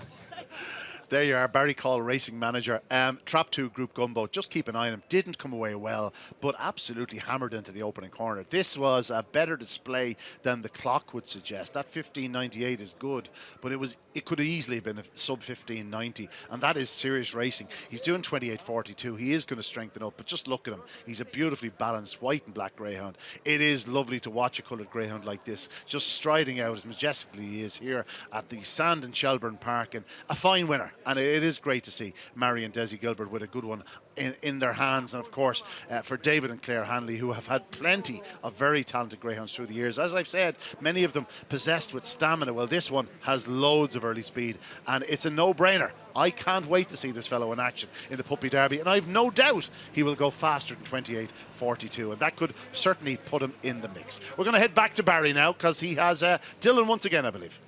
No, I'm here with Sean Beatty, Ian, son of Donal Beatty, who sponsors the Corn Cuchulainn. Sean, just tell us a little bit about your late father. Father would have been hugely involved in greyhounds from an early age. He went out on his own in 1990, breeding and rearing and training, and would have concentrated, and that would have been his main job until the economic downturn in 08-09, and we actually went into boarding kennels then until he passed in March 22. We would have only been down to a very small operation for them years from 2009 to 2019, and we kind of got back into a couple of brood bitches then, and it took off well for us. Sadly, he wasn't around for any of it. The likes of the Oaks Win Crafty Javu, winning the Oaks and the Laurels, would have been huge nights, something that he would have been trying for years, and grandfather included, who also passed away in 09. But no, greyhounds was his first love and passion, and when the opportunity arose then to sponsor the Corn Cuchulainn, it was a no-brainer. As you say, you might have took a step back a while, but you get back into them. It's very hard to get out of them full time, isn't it? Yeah, it is. It's they're like a drug, It's very hard once it's in you. We're well set up for it at home, and just delighted to be sponsoring. Good stuff. Listen, great race to sponsor. Thanks for your time tonight, and enjoy the final. Thanks very much. Yeah, Sean's a great fella, and his father before him, Donal, was a gent.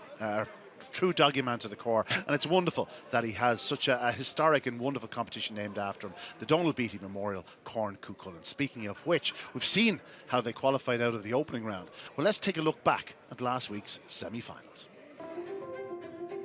The Donal Beatty Memorial Corn Cuchulainn was down to its final 12. A race steeped in history. A contest reserved for the very best stayers. And after their opening round heroics, 3 greyhounds stood above the rest. Lenny's Desire, Ballymacshantry, Glengar Silent. The market leaders, the headline acts, and fate would ensure they met in the opening semi-final. It had all the ingredients of a classic. 3 of the leading contenders, 1 place in the spotlight. And again, that spotlight belonged to Lenny's Desire. The Paul Hennessy trained star was magnificent. Powerful, relentless, he asserted early, went on to dominate. 41.09, another exceptional clock, another emphatic victory, another reminder that he is the greyhound to beat. Behind him, Ballymacshantry ran with purpose to secure second, while Glengar Silent once again showed his class to qualify for the decider. But this was Lenny's Desire's race, and perhaps, increasingly, Lenny's Desire's competition. Minutes later, attention turned to the second semi, a chance for a new contender to emerge. And that contender was Sing-Along Polly. Using her brilliant pace to devastating effect, she quickly took control. But this was about more than just speed. She looked stronger, more assured. A greyhound coming to hand, precisely the right time. A convincing winner, and a new name with genuine classic aspirations. Following her home, Prices and Ice and Highview Air, both doing enough to secure their places in the final. And so we have our finalists, 6 greyhounds. 1 final test of stamina, speed and courage. At the head of the betting stands Lenny's Desire, the outstanding performer through the opening rounds. But finals have a habit of producing unforgettable stories. And the stage is now set for an epic conclusion to one of Irish greyhound racing's greatest competitions.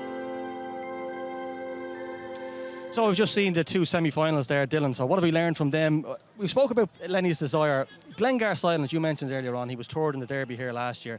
He was not renowned for his early pace, but do you think there's a break in him? I think there is, Barry. Look, it's his 3rd run over the trip as well. You know yourself, some dogs can take a little bit longer to get used to the new boxes, and you know it's completely different to the 550. And like I said, it's a short run to the bend, so it's one of those you have to be sharp early on. And listen, he's probably not renowned for coming away quick, but like I say, it's his third run over the trip now. You'd like to think he'd be a bit sharper tonight. Years ago, when you had a dog over 5.25 who was running on at the finish, you'd step them up in distance. Nowadays, these dogs are doing 28.10 for 5.25 and staying the distance. The likes of Ballymacshantry, she's 28.09 for 5.25. You'd think she'd be leading over these sort of, but again, she's not one that has really hit the lids either over this trip. No, and she ran in the Oaks here, and I think it was the quarter final. She picked up, I think it was Rapido Ivy. And what she did from the third bend home that night was unbelievable. And listen, she's like, it's funny, I mentioned earlier on, like, these are all top class greyhounds, and even over this trip, like the runs they're doing, it's just probably they're looking at it and saying it's probably a pity you have a dog of the calibre of Lenny's Desire around this year. But again, look, she's probably not renowned for coming away and doing things early on, but you know, she has that 4-bend pace, and you know, again, she's right in the mix, you know. Cheers, Dylan. Thanks very much. Right, well, the excitement is building here from a blustery Shelbourne Park now at the moment, Ian. Back to you.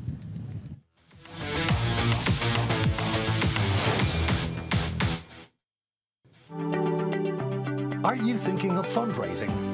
We have the vision to make your event a success. Visit gogreyhoundracing.ie. Yes, it certainly is a blustery Shelbourne Park. The wind is starting to blow. It's a little bit cooler than it has been the last few days, but that is very much a good thing. These dogs don't want it too hot, and tonight it's, well, the heat has been provided by the action rather than the actual temperatures. And there you see the betting. Lenny's Desire at 4-5. He is a deserving favourite, there's no question about it. His 41.01 run in the opening round was the second fastest time ever recorded for a 750-yard trip here at Shelbourne Park. He backed it up with a 41.09 run last week, but not far behind him in the clock, Sing Along Polly. And yes, we still can't exclude the likes of Glengarse Island and certainly Ballymacshantry on the outside. Dogs with stunning 4-bend pace. And the other two, well, Prices and Ice and Hy-Vee Ware will be sitting there waiting for their chance. If there's any traffic, the two of them are the real strong stayers in the contest. It just makes for a wonderful makeup. Cracking final to the Donal Beatty Memorial Corn Cuchulainn, again named after one of the great legends of Irish folklore. And Barry, Lenny's Desire. A few people have said it to me today, well, surely 10 to 11 even money is too big about this fellow. And I keep saying this dog has a little bit of a history. He has a habit of finding a little bit of traffic. Now, that hasn't been the case in recent times. He really has taken to the 6 bends, but just that little niggling thing in the back of the head that if one of the outside duo or perhaps Sing Along Dolly took a flyer and got to the front, there is a chance that Lenny's Desire might just get to them that easily. Yeah, look, spot on with what you say, Ian. I think whatever leads here will win. It's as simple as that. I know it's over 750 yards, and once you get around that first bend in front, anything in this field is capable of doing 41.20, 41.30. You even look at Hy-Vee Air in Trap 4. She's only got the one win from 19 starts, but she's got 41.60 in defeat, not getting the clear run. Glengarse Island's been a Derby finalist. Ballymacshantry, as we already mentioned, 28.09 for the 5.25. So whatever gets around in front here, it's going to take an awful lot of catching. But look, if Lenny's Desire is to take his ping break and leads around the opening bend, we'll be talking here in 10 minutes going, that was even money from the gods, wasn't it? Because he's been there, he's done it the last 2 weeks, he's been paw perfect, and all he needs to do is just do it one more time. Prices on Ice hasn't got any early pace on the inside. I'm sure if the Hennessy Kennels were offered to pick the draw themselves, they would have picked this draw with Prices on Ice on the inside of Lenny's Desire. Sing Along Polly is the obvious one that can go up and give him a little bit of trouble at the bend, so I think maybe if she was to take a flying break and edge across him at the opening bend, that's the only way I can see him not hitting the front. Yep, thanks, Barry. As you can see, runners on parade. The runners now parading for the final of the Donal Beatty Memorial Corn Cuchulainn. We remember Donal on this occasion, a doggy man to his core, a man who would have loved to be here tonight chatting greyhounds because that was his favourite thing to do. But we have a wonderful lineup running in his honour, and one is Prices on Ice for Paul Hennessy, Brian and Kathleen Murphy. Connections have won this in the past with Prices Jet. This adora Patsy Sabbath and Hy-Vee Jane. Stamina, very much her forte. She'll be finishing like a train. In 2, we have Lenny's Desire, a worthy favourite. A second runner for Paul Hennessy, and for Lee Craze, who's the owner, a son of Signed Ace and Free From Desire. He has been exceptional through the early rounds. A deserving favourite, as I've said, bidding to give Paul Hennessy a third classic winner in 3 weeks. In 3, Sing Along Polly, such a star over 4 bends, but now a star over 6 bends, it seemed. For Pat Buckley, Gilbert Anderson, one of the luckiest combinations in greyhound racing. This lady, 41.20 in the semis. If she repeats that sort of form, she'll be a big player. In 4, Highview Air for Jerry Merriman, Dolores Merriman, a daughter of Orchestrate and Highview Dreamer. She's relatively young. She hasn't won all too many, but she really looks like she's appreciating the 6 bends. She'll stay the 850 yards. They'll have plenty of options with her going forward. An outsider, but can certainly outrun her odds. 5 is Glengar Silent, a Derby finalist last year. A dog who was backed into close to English Derby favouritism prior to this year's classic. He has stunning 4-bend pace. He's yet to hit the lids. If he does, he'll make them all run. And out in 6 is Ballymac Chantry for the all-conquering Lean Dowling team. A daughter of Ballymac Cooper and Ballymac Wisdom. She too is capable of a flying start. She hasn't shown it yet in the Corn Cuchulainn. If she did get on the bunny, well, she would take the world of catching. A cracking final to the Donal Beatty Memorial Corn Cuchulainn. A wonderful lineup. We look forward to seeing them in action. That'll be shortly. Before then, though, we're going to take a look at the betting. Stephen, tell me, how short is Lenny's Desire? And am I mad in thinking the Ballymac Chantry is a little overpriced at 4 to 1? Ian, yes, Lenny's Desire is still 4 to 5 favourite, and Ballymac Chantry, yes, 4 to 1. Small little bit of each way money for Prices on Ice as well. Was 12s earlier on and is now into 9 to 1. So I'll just give you the prices from the top. So Prices on Ice, as I said, 9 to 1. Lenny's Desire 4 to 5 favourite. Sing Along Polly 9 to 2. Highview Air 33 to 1. Glengar Silent 11 to 2. And Ballymac Chantry is 4 to 1. The question that on everybody's lips is, can Lenny's Desire keep the Team Hennessy roll going and win another classic? Yes, indeed, that is the question. In both the English Derby and in the Oaks, it was Paul Hennessy seeing off Liam Dowling. The closer we get to this race, Barry, I'm starting to believe that perhaps Ballymac Chantry out in the stripes is due a flash. If she takes a flyer, gets that bunny, you never know. Yeah, I'm sort of of the same opinion as you, but with Glengar Silent in mind, it's just, like, Lenny's Desire is very, very obvious, isn't it? But he's hard to row in with it even money. As I say, it could look really good even money in a couple of minutes' time. But yeah, Paul Hennessy has 2 in here. Pat Buckley has 2 in here. Liam Dowling has 1. Your fancy Ballymac Chantry. The trio have won this Corn Cuchulainn 10 times between them in the last 20 odd years or so. Paul Hennessy has won it 4 times. Hello Bud, his first winner back in 2001, and Pat Buckley has won it 3 times. Javelienko, Droopy Zyke and Braveheart Bambi last year. So Pat's won this last year, looking to win back to back with Glengar Silent. But yeah, it's a toss of a coin in. Are you a layer or a player of Lenny's Desire at even money? I think at even money, I'd be on the fence. I think if he was any shorter, I'd be more of a layer. If he was any bigger, you'd be tempted to be a player. But I think he's probably found his price. I think that's where he should. I think that's where he should be. Any move from that even money, Stephen? 4 to 5 now, Ian, for Lenny's Desire in Trap 2, and still the each way money on Prices on Ice, bringing it back into 9 to 1. Yeah, 9 to 1 about Prices on Ice. That is it's a fair move. Obviously, you're in a race where there's dogs with early speed, 4-bend pace, and if they don't get off the front, they might just be vulnerable late. Prices on Ice, well, she's almost certain to sit off the pace and then try and pick them up late. She's blessed with massive stamina, and I can see why there is a touch of each way money for her. But no, as I've said, I just think closer to the time that Ballymac Chantry is perhaps the one that I'm sort of siding towards. As you can see, the runners behind traps now for the final of the Donal Beatty Memorial Corn Cuchulainn, the Stayers Classic. Again, our thanks to the Beatty family for their generous sponsorship. As you remember, a doggy man in Donal Beatty, he would have loved to have been here talking nothing but greyhounds. That was his way. And as you can see, the greyhounds in traps now for the final of the Stayers Classic, the Donal Beatty Memorial Corn Cuchulainn. It'll take 41.5 seconds thereabouts, and they're in traps. The hair in motion, the runners in 1, Prices on Ice, 2, Lenny's Desire, 3, Sing Along Polly, 4, Highview Air, 5, Glengar Silent, and 6 on the outside, Ballymac Chantry. The hare enters the back straight, coming up behind the boxes. They're all set.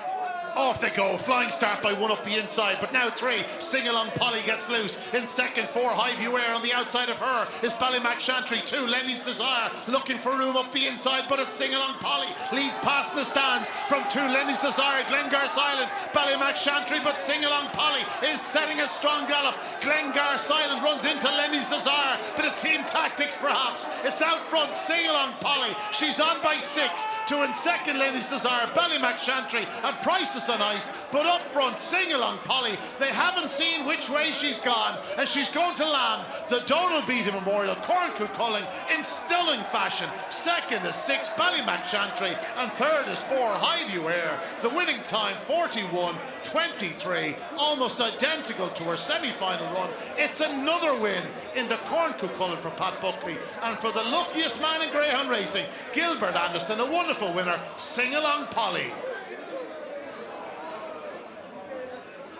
Yeah, look at those celebrations. Really some happy faces down there. Again, Pat Buckley and Emma Buckley getting to share a hug down in the pickup there. Pauline Buckley, should I say, and Emma Buckley. And a tremendous winner in the form of Trap 3, Sing Along Polly. She showed that 4-bend pace into the opening corner. Prices and Ice came away racing. Lenny's Desire was looking for racing room. On the outside, Ballymac Chantry looked like she was getting a clear passage, but Glengar Silent throws himself into the mix. And just watch this, while Sing Along Polly is clear, up the inside, Glengar Silent and Lenny's Desire bump, and all of a sudden Sing Along Polly is gone, and she says sayonara. They're not catching me. She's on by 6-8 lengths, passing sort of the 3/4 mark into the third or into the fifth bend. Lenny's Desire is going second. He's under pressure from Ballymac Chantry, who runs a big race in second spot, but there's no picking up the winner. She was stunning in the semi-final. She was as good, if not better, in the final. She runs out a tremendous winner. Sing Along Polly for Pat Buckley and Gilbert Anderson, a lucky combination. A daughter of Grangeview 10 and Miska Luna, and I'm sure Barry is going to look forward to this interview, because Emma is a gem, and she is, I'm sure, enjoying every second of this, Barry. I'm joined by a delighted Emma Buckley. Emma, I must ask, first of all, did you parade her or was it Pauline? Oh, there we go. So you just jumped ship to get to the podium. Listen, she ran a cracker. That's only her. I think that's only her 4th or 5th start over 6 bends. Ran a cracking race. Yeah, very good. For her, the race was about leading early, and she did that, and then your eye was kind of drawn to where everybody else had kind of fallen, but she hit the front and she kept pulling, and that was her game. So yeah, delighted she ran a cracker, and delighted for Gilbert. He's probably the luckiest man I know in greyhound racing, but he's been such a great friend and supporter of our kennel, so no man deserves it more than Gilbert. Consistency is key in these big finals, and if you look at what you did last week, she did 13.63 to the first line, 13.63 again, and 41.23, only 3 spots off last week's run. Yeah, we always knew she was going to improve over 6 bend as well, because she's not been over all that much, but she's a star over 4 and 6, and it's great to have a bit that's so versatile that you can go to different kind of comps with. But delighted, and it's great. Your dad had a certain College Causeway back in 2009 that ran over 750, and then went back and done big things over the Derby trip. Would this be the same? Yeah, definitely, and she kind of likes to swap around, whether it's a swap of track or a swap of distance. So yeah, that would be the plan. Drop her back down 4 bends now coming up. Emma, well done. Go in and enjoy the celebrations. Thank you. Yeah, there you see the result of the Donal Beatty Memorial Cuchulainn, a brilliant winner in Sing Along Polly, the 5-1 now. In fairness, we didn't mention her too often before the race. We knew she probably needed to be on the bunny, and perhaps felt that Lenny's Desire would get first run there. But once she did get first run, I'll tell you something, we knew she was going to make them race, and she certainly did. She went on to beat Trap 6, Ballymac Chantry in second, and Highview Air running an absolute blinder for Dolores and Jerry Merriman back in third at 33-1. The winning time 41-23. But here we will watch it again. Just look at Trap 3, not the fastest in the stride, but that immediate acceleration, and it is over 750 yards, and stamina is important, but you got to put yourself into a position to win the race, and that's exactly what Sing Along Polly did. And just look at the pace of her pass in the stand. She has put distance between herself and Lenny's Desire, there's no question about it. This lady was on a mission tonight. She entered the back straight with a commanding advantage, and she only increased it down the back straight. She's striding out majestically. If you told me a few years ago that Grangeview 10 would sire a Cuchulainn winner, I would have told you were mental, because Grangeview 10, for all his qualities, he had stunning early speed. He wasn't the stoutest of stayers, and yet here he is, the sire of a Cuchulainn winner. Second was Ballymac Chantry, and 4 Highview Air running a blinder in third. But Sing Along Polly, take a bow. You see Gilbert Anderson walking in there with the white t-shirt, the brown shoes. A very, very happy man. As I've said on more than once or twice, a very, very indeed lucky owner, and some great scenes there on the presentation. Well done again to the connections of the winner, Sing Along Polly. That's where we'll leave them, because now we're going to take you in to a little treat. Coming up, released tonight is the latest in our Talking Dogs meets. series. And who else could we talk to after recent successes but the man based in Gowran, Paul Hennessy. If you listen carefully, you'll hear dogs barking. You might hear the odd horse neighing. And of course, you'll get to see Late Late Show, because we're here, this beautiful corner of Kilkenny, to sit down with the great man, Paul Hennessy, just a fortnight after capturing his third English Greyhound Derby title with Lenny's Eddie at his third different venue. Let's sit down with the great man.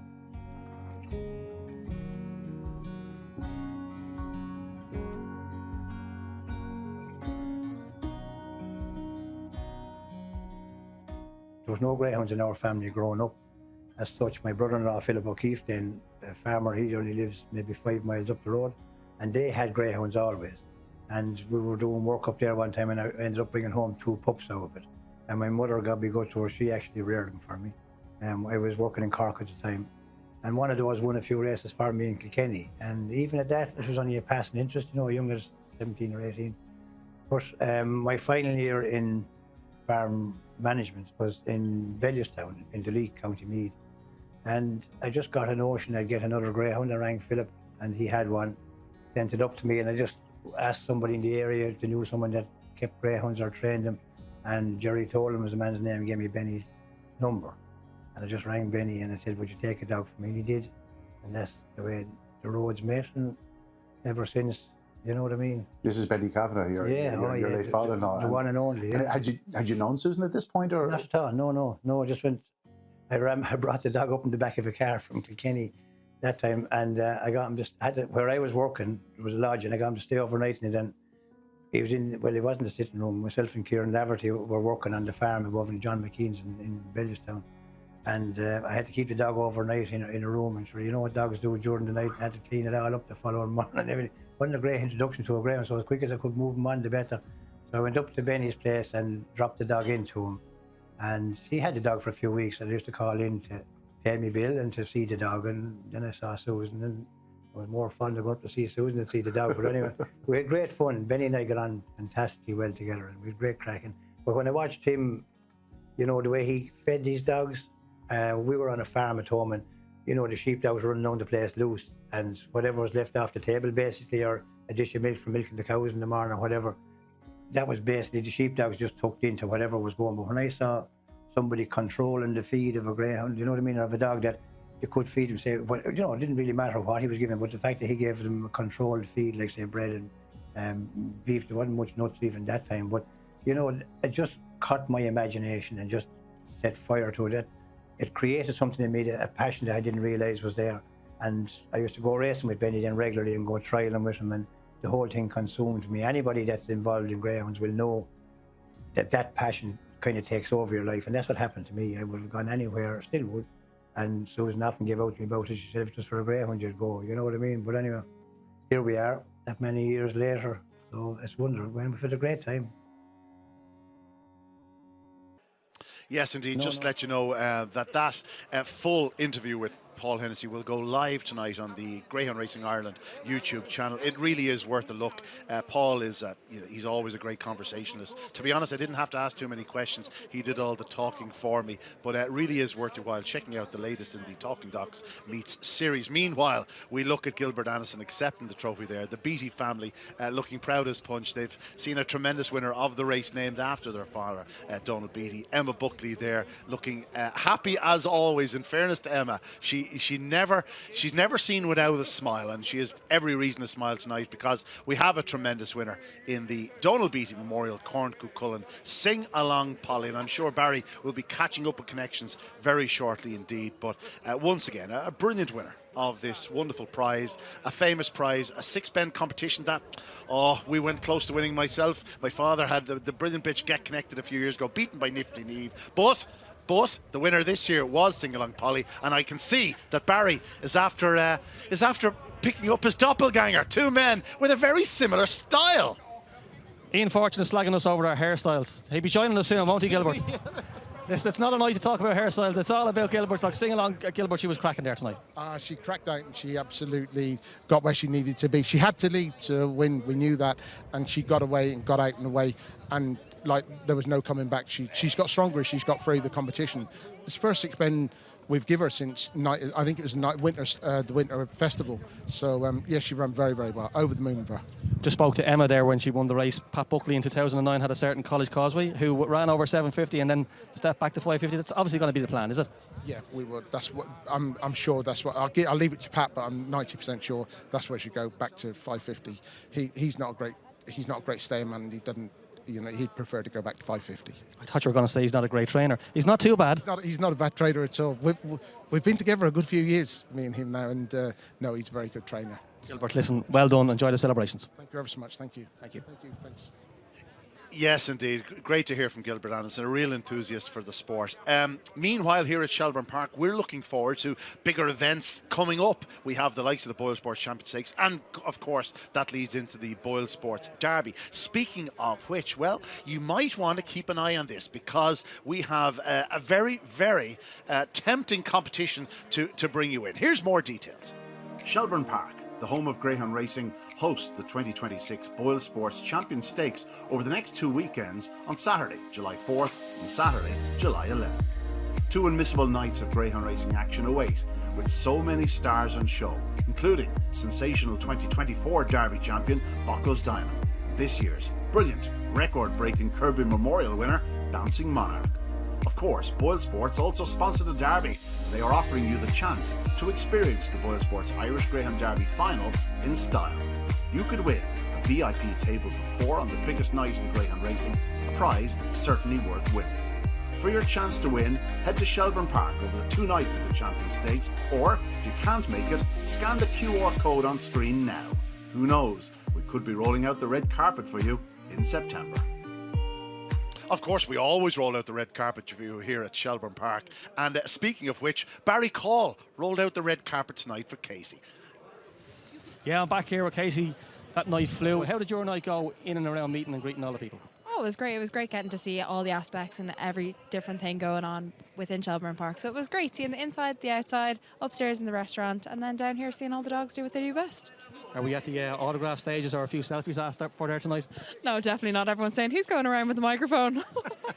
So before we go, speak to us again about the Commonwealth Games. 4 weeks' time, you're going to be based over there for the 2 weeks. Yeah, heading over there in 4 weeks' time. We'll be over there for about 2 weeks. Hopefully be there for the full 2 weeks now with all the competitions that go on. But fingers crossed, it's going to be a good journey. Kaci, look, we wish you the very best. Thanks for your help here tonight at Shelbourne Park, and we'll hope to talk to you again soon. Thanks so much for having me. While at this stage we have to put up with Barry Caul, it is absolutely wonderful to welcome Kaci to the team. I'll tell you what, she is a welcome addition. She certainly adds a bit more glamour than Barry does. But that's it from Talking Dogs TV. It was great to have you back. We've had a great night. We've seen a wonderful winner of both the Celtic Cooling Refrigeration and Air Conditioning Open Unraced. I'm glad I don't have to say that in commentary too often these days, but a fantastic winner in Ballymac Pac-Man. And of course, the headlines tonight going to Sing Along Polly, winning the Donal Beatty Memorial Corn Cuchulainn. We are back, Talking Dogs TV. Hopefully, we'll be bringing you more top-class greyhound racing action, not just from Shelbourne Park, perhaps from other tracks in the near future. But that's it from us here this evening. Thank you for watching. If you're watching it on playback, thanks for watching.